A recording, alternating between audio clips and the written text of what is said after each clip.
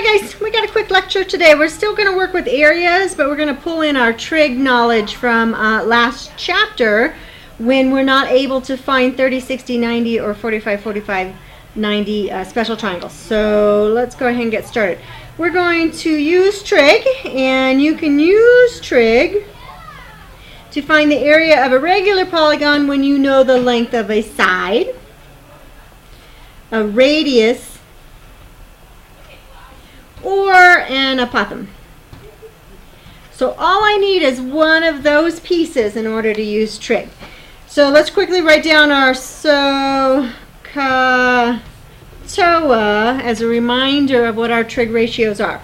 So sine of my reference angle is equal to the opposite side over the hypotenuse. So that's where your O and your H come from. C is cosine of the reference angle is equal to the adjacent side that's not the hypotenuse over the hypotenuse. And your TOA is your tangent of the reference angle is equal to the opposite side length over the adjacent side, ADJ. So let's try and find this up. What is the area of a regular nonagon? Nonagon, that's 9 sides with 10 centimeter sides. So I only know one piece of information. I have this side here.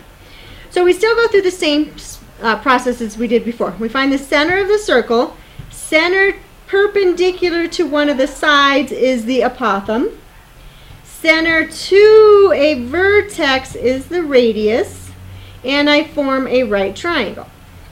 But in order to figure out what this angle measure is, I need to find out what the whole central angle is and divide by 2.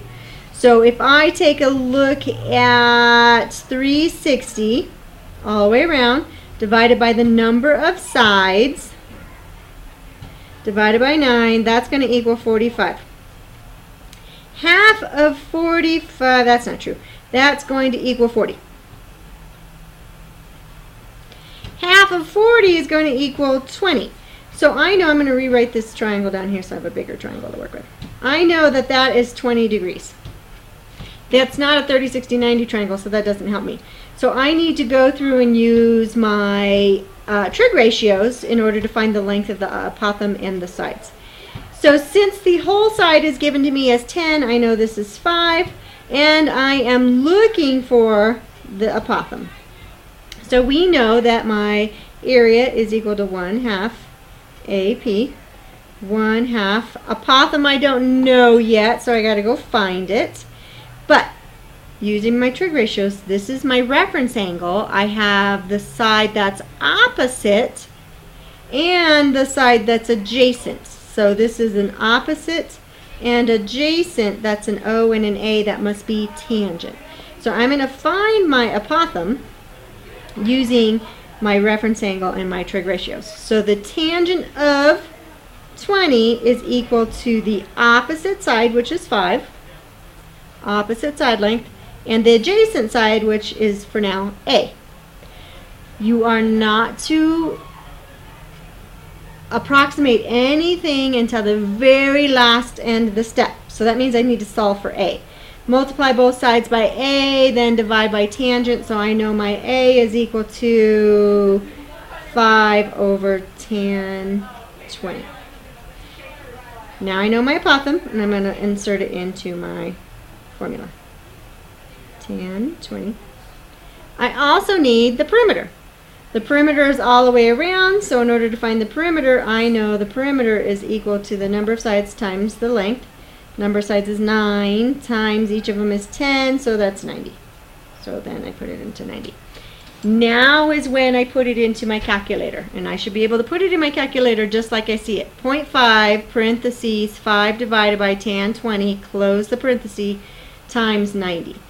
You should get approximately 618.2 centimeters squared. So we're always going to round to the nearest tenth unless told otherwise. So let's try octagon. So a stop sign, we were looking at those last week when we were out physically measuring things, and we didn't get a 30, 60, 90 triangle, so we went and measured or approximated the apothem in order to get there. So we don't need to do that anymore. We can use our tangent properties in order to find actual measures. So 8-sided, I need to find the center. From the center perpendicular to the side is my apothem. Then I have from the center to a vertex, that's my hypotenuse or my radius, and off I go. So I'm going to redraw this picture so I have a bigger picture. So I know I have a right angle. I don't know the side length. This time they gave me the radius, so 16.2 goes here. I'm looking for that side length, and I also need to find the apothem so that I can use my area formula. So we got to go find out our pieces. So let's find out what this angle is. Since we know all the way around it's 360, divided by 8 sides is equal to 45. So I know the entire central angle is 45, and the apothem will cut that in half or bisect that. So I know this angle measure is 22.5. That's what I can now use as my reference angle. So if I am trying to find the apothem, I have the hypotenuse, and the reference angle is here. This is next to it, so this must be adjacent. So I have an A and an H. So I go back to my SOHCAHTOA, A and an H is cosine. So my cosine, so if I'm looking for apothem, cosine of 22.5 is equal to the adjacent, which is my A, my apothem, over the hypotenuse, which is 16.2. I need to simplify in terms of A so that I can substitute it into my formula. So I know A is going to equal 16.2 times cosine of 22.5. So now I have my apothem, and I need to find my perimeter. In order to find my perimeter, I need to find the short piece of the triangle, multiply it by 2, and then find 8 of those. So let's go find our perimeter. Our perimeter relative to our reference angle is opposite, and I have a hypotenuse, O and an H. So if I'm looking for O and an H, that's sine. So I'm going to use the sine to find my perimeter. Sine of my reference angle 22.5 is equal to the opposite, which is x, over the hypotenuse, which is 16.2. Solving for x, I get x is equal to 16.2 times sine of 22.5. I'm not putting any numbers in. I don't simplify until the very end. I know, though, that my perimeter is twice of these, 2 of these, because that's only half of the one side, and then times 8. So I know perimeter is equal to 2 of 16.2 times sine of 22.5 times 8. Well, I can multiply in any order, so I'm going to simplify. 2 times 16 times 8. When I put that in my calculator, 259.2, and I still have that times sine of 22.5. So now I know all my pieces. I have my apothem, and I have my perimeter, and I just need to put it into my formula. When I use a formula, I should write the formula down, then substitute in. I've got 1/2 times my apothem, which is 16.2 cosine 22.5, times, ran out of room, 259.2 times sine 22.5. So I've got it all squinched in there. But that's all right. Then I just go and put it exactly like I see it in my calculator. 0.5, parentheses, 16.2, parentheses, cosine of 22.5. Close all your parentheses and work your way through. Once you put this into your calculator, you should get an approximate 742.3 inches squared. Okay, you've got 2 to try. Come back, check your answers.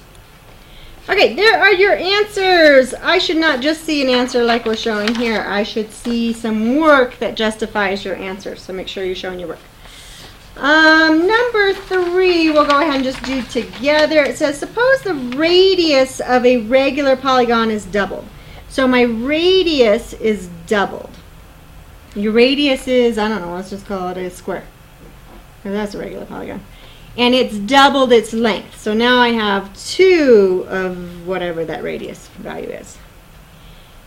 How does the area of the polygon change? So when you're looking at doubling this, though, if I double this, then I know my side is also going to be doubled. And I know my apothem is going to end up being doubled. So I really, 2 times 2, quadruple my area. So the area is quadrupled.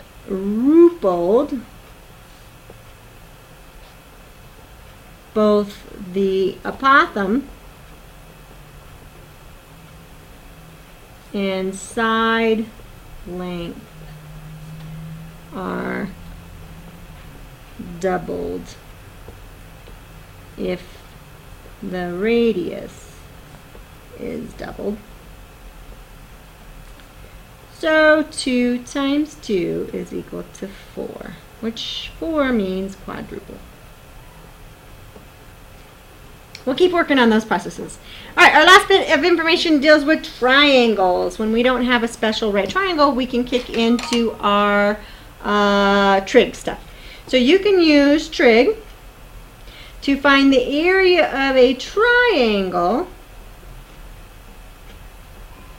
when you know the length of, here's your kicker, 2 sides and the included angle.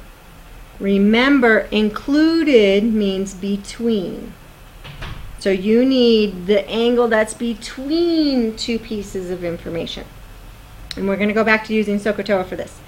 So we can say the area of a triangle given side angle side. So now I no longer have to have any right triangles. So does not have to be a right triangle anymore. So we can just use our trig ratios. So we are going to take a look at finding the area of triangle ABC is equal to 1/2 side B times side C times the sine of the reference angle A, or the angle that's in between. So if I was talking about B, it would be C times A and sine of B. So that just means your reference angle. It doesn't always have to be A. So let's prove why that's true. So let's take a look at the triangle given here. So in any triangle, I can drop down a height, which is the perpendicular distance between a vertex and the opposite side. And that becomes pieces of my information. So A is my reference angle. That's the angle that's included between the two. B is this whole side down here. Well, that's just my base, because the height is perpendicular to the base.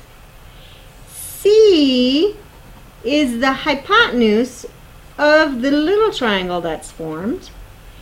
And H is opposite of angle A. So that should tell us, hey, opposite and hypotenuse, that's where the sine business is coming in, so that we could find the height, and then we go back to our regular formula for area equals 1/2 base times height for a triangle. So let's prove it. So we're going to assume we only know the measure of angle A, our included angle, and length of B and C. So we have the side segment lengths B and C and the included angle in between.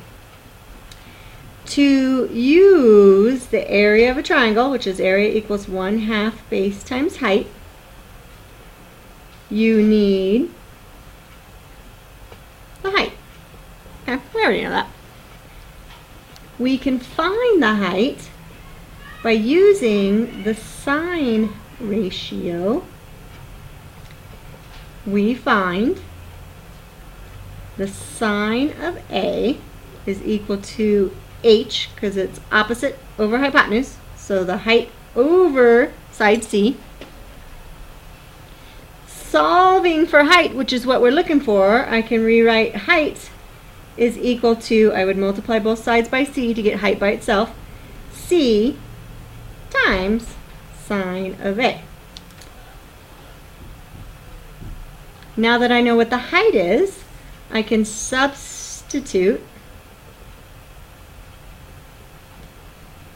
h equals c times sine of A into the triangle area formula, we get A equals 1/2 B, which is always B, times height. Well, if I'm replacing height with what height is here, that's C times sine of A. So that is our proof for why this works algebraically, and all we have to do is apply it. So let's take a look at a couple examples. What is the area of the triangle? If I take a look, it's 48. I automatically know this is not a special right triangle. It's not a 90-degree triangle. So I'm going to recognize that, hey, I have an angle in between the angle is between the two sides. So I could call this one the base for B and this side C. And I know, using trig, that area equals 1/2 the base, and the height is C times sine of A. Substituting the pieces I know.